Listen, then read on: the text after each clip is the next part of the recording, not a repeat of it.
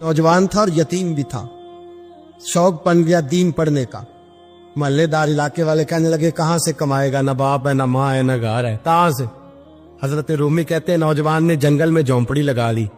वहां वो सुबह मदरसे जाता, शाम को जंगल में रहता, वहां अल्लाह अल्लाह करता, सबक याद करता।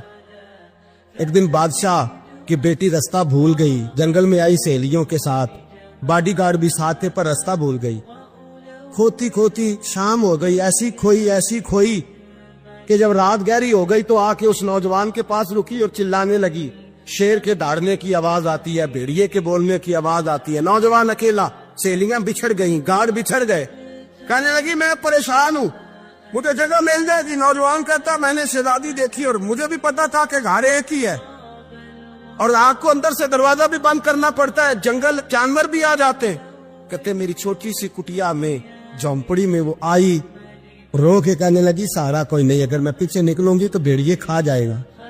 कहते मैंने उसे जगह दे दी। अकेली औरत, चिराग जल रहा है, सबक याद कर रहा हूं। मेरे नबी पाक ने फरमाया जहां मर्द औरत अकेले हो तीसरा शैतान होता है। और शहजादी, वो बच्चा कहता है सबक याद करता रहा सारी रात। वो बच्ची को कहा सो जा, पर वो कहती है नींद मुझे भी कहाँ आई। ऐसे मौकों पर नींद, सारी रात सबक याद करता। थोड़ी थोड़ी देर के बाद चिराग जलता तो उस पर उंगली रखता, हाथ जलता तो पीछे खींचने, फिर दूसरी उंगली रखता, थोड़ी देर के बाद जलता तो खींचने, हाथ सारा जल गया। सुबह किरणें चमकी तो कहने लगा चल निकल जा, दौड़ जा, बस बड़ा सब्र का इम्तिहान हो गया, चली जा। शहजादी बाहर निकली, सिपाही ढूंढ रहे थे। बादशाह खुद जंगल में निकला हुआ था, मेरी बेटी मिल गई। बादशाह तन्हाई में जाके कहने लगा बेटा मैं दुनिया को बताऊंगा कि मेरी बेटी खोई नहीं थी, सिपाही साथ ही थे। ये बड़ा मुश्किल होता है, बेटी तो भूल के भी रात कहीं रह पड़े तो लोग जीने नहीं देते, तो बेटा मुश्किल हो जाएगा मेरे लिए। कहाँ थी? उसने कहा नेक नौजवान के पास। उसने कहा बेटा मैं तो तेरी बात मानूंगा पर दुनिया नहीं मानेगी।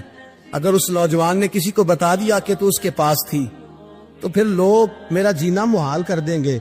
बेटा मैं मर जाऊंगा, मेरी मजबूरी ये है कि वो कहीं राज ना उगल दे वो नौजवान, उसे कत्ल करना पड़ेगा। औरत ने मिन्नतें की, उस बेटी ने कहा मेरे मौसम को मारोगे, रोई।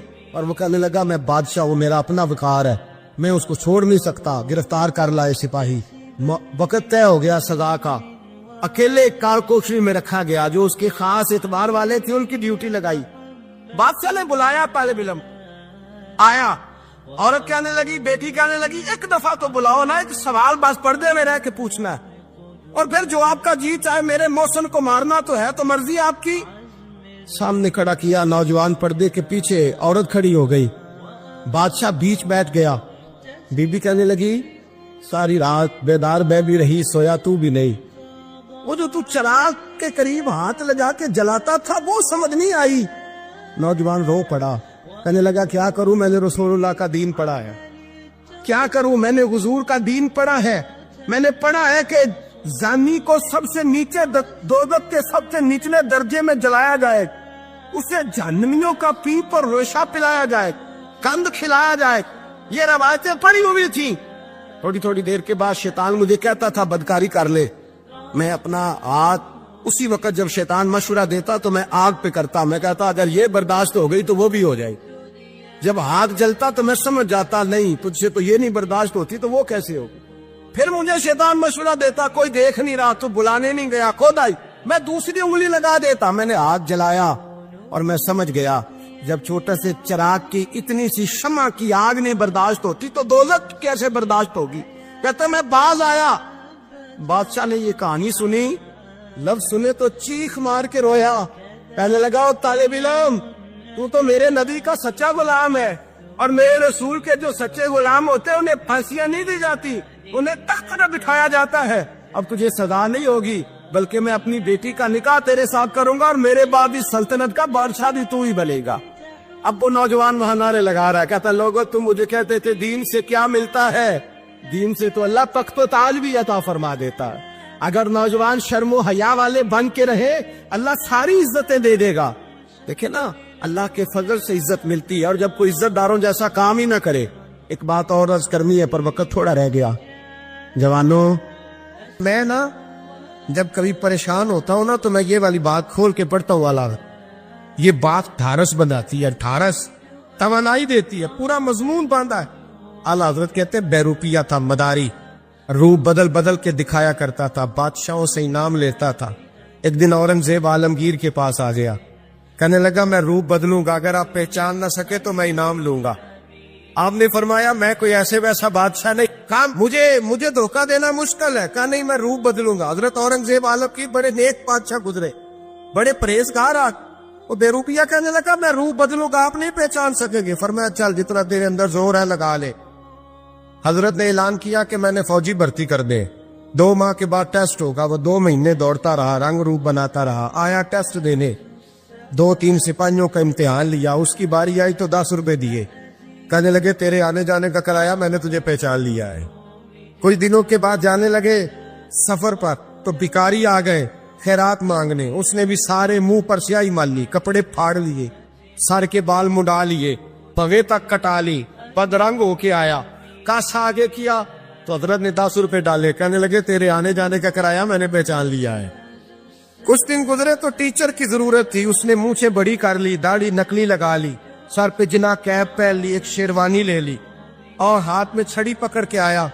کہنے لگا میں استاد ہوں, 2-4 بندوں کا امتحان لیا. اس کی باری آئی تو 5 روپے دیے, 10 روپے دیے. کا تیرا کرایہ میں نے پہچان لیا. 2 سال گزر گئے. وہ جب بھی آتا حضرت پہچان لیتے. ایک دن سفر پہ جا رہے تھے, بہت بڑا لشکر تھا, جہاد کرنے جا رہے تھے اورنگزیب عالمگیر. تو دیکھا ایک پہاڑی ہے, پہاڑی پہ لوگ جا بھی رہے ہیں آ بھی رہے. اورنگزیب عالمگیر پوچھنے لگے یہاں کیا ہے. کہنے لگے بابا جی بیٹھے ہیں دعا کرتے ہیں, اللہ کے نیک بندے ہیں. اورنگزیب کہنے لگے یار پرانے لوگ سارے ہی اللہ والوں کو مانتے, یہ بھی مصیبت آئی ہے جتنی نہیں آئی ہے, سارے لوگ ہی مانتے. کہنے لگے ذرا میں دعا نہ کرا لوں, بچے کام جا رہا ہوں. اورنگزیب بادشاہ تھے, بادشاہ لوگ نازک مزاج ہوتے ہیں. گھوڑے سے اترے, بڑی مشکل سے پہاڑی پہ چڑھے, اوپر گئے تو لائن لگی ہے. بابا جی غار میں بیٹھے. کہنے لگے میں نے ملنا, میں اورنگزیب ہوں. انہوں نے کہا ہمارا بابا اس طرح کا پیر نہیں کہ امیر آئے تو رنگ اور ہو, غریب آئے تو اور ہو. یہاں اگر ملنا ہے تو لائن میں لگ جاؤ, سب ایک جیسے. اب لائن میں کھڑے ہو گئے, 50 آدمی آگے تھے. کہتے ہیں 51واں نمبر تھا. تھک گیا دھوپ میں کھڑا کھڑا. جب میں پہنچا غار کے دہانے تو میں نے بابا جی کے چہرے پہ نظر ڈالی تو بڑا نورانی چہرہ, بڑی خوبصورت لب و لہجہ. میں نے کہا میرے جیسا آدمی بھی پگڑی باندھ لے تو اچھا لگنے لگ جاتا ہے, بڑا خوبصورت انداز. کہتے ہیں میں ان کے پاس اتحیات کی حالت میں بیٹھ گیا. میں نے کہا حضور میں جا رہا ہوں جہاد کرنے, دعا کرنا. بزرگوں نے ہاتھ اٹھائے, اللہ اس کی مدد فرما, دین کو غلبہ عطا فرما, اس سے دین کا سچا پکا سپاہی بنا. پھر تھپکی دی, 2-4 نصیحتیں نکال ڈالی. دیکھنا ظلم نہ کرنا, زیادتی نہ کرنا, جب تو جیت کر نہ کرنا, غرور نہ کرنا. نصیحتیں بھی کر دی. کہتے ہیں اب جب میں اٹھا تو 2-4 دینار بطور نذرانہ مسلح کے نیچے رکھے, اور الٹے قدم جب میں غار سے اترا انہوں نے رومال جاڑا اور اٹھ کے کھڑے ہو گئے. کہنے لگے آج نہیں تو نے پہچانا, آج نہیں تو نے پہچانا, میرا انعام بنتا ہے, آج نہیں پہچانا, لا پیسے. اورنگزیب کہنے لگا یار تو نے حد کر دی, کہاں چڑھا کہاں کھڑا رہا, دھوپ میں تھک گیا, کمال کر دی بھائی تو نے. پتا تو کیا لے گا, اب تو جلدی بتا, وہ کتنے لوگ پیچھے دھوپ میں کھڑے ہیں, لشکر سارا کھڑا ہے, کیا لے گا. اس نے کہا سب سے قیمتی ہیرے وہ ہے جو تیرے سر کے تاج میں لگے ہوئے, مجھے تیرا تاج چاہیے. او بھائیو سننا اور یاد رکھنا, میرے اعلیٰ حضرت کہتے ہیں بادشاہ نے سر کے اوپر سے تاج اتارا, بہروپیے کے قدموں میں رکھا اور کہنے لگے یہ لے, اور یہ تو تیرا مانگنے پر میں نے دیا ہے نا, میں واپس آتا ہوں تو آنا, میں اپنی مرضی سے بھی تجھے دوں گا. تو نے اورنگزیب جیسے بندے کو دھوکہ دیا, آنا میں اس وقت بھی دوں گا. وہ دے کر بس بات ختم ہو گئی, ہاتھ ہو گئی. دے کر کہتے ہیں جب میں پلٹا نا واپس, بہروپیے نے آواز دی بادشاہ ٹھہر جا. تو میں نے پلٹ کے دیکھا تو کہنے لگے یہ اپنا تاج لے جا, اٹھا اور لے جا. میں نے کہا 2 سال بیت گئے تجھے محنت کرتے, آج قابو آیا تو لے جاؤ. کہنے لگا لے جا, مسئلہ سمجھ میں آ گیا. میں نے کہا مجھے بھی تو سمجھانا. کہتے ہیں وہ پھوٹ پھوٹ کے رویا, اس کی آنکھیں برس پڑی, سیلاب کی طرح آنسو بہہ نکلے, تڑپا اور رو کے کہنے لگا بادشاہ میں نے جھوٹ موٹ رسول اللہ کی غلامی اختیار کی تھی, جھوٹ موٹ کی داڑھی, جھوٹ موٹ کی پگڑی, جھوٹ موٹ کا فقر, میں نے جھوٹ موٹ نبی پاک کا لباس پہنا ہے, تو تیرے جیسے بادشاہوں کے تاج میرے قدموں میں آ گئے ہیں. اگر میں سچ مچ رسول اللہ کا غلام بنوں گا تو اللہ کیا کچھ عطا فرمائے، اللہ کتنی نعمتوں سے نوازے۔ میرے اعلیٰ کیا فرماتے ہیں؟ اعلیٰ حضرت فرماتے ہیں فرشتے بھی کرتے ہیں تعظیم میری،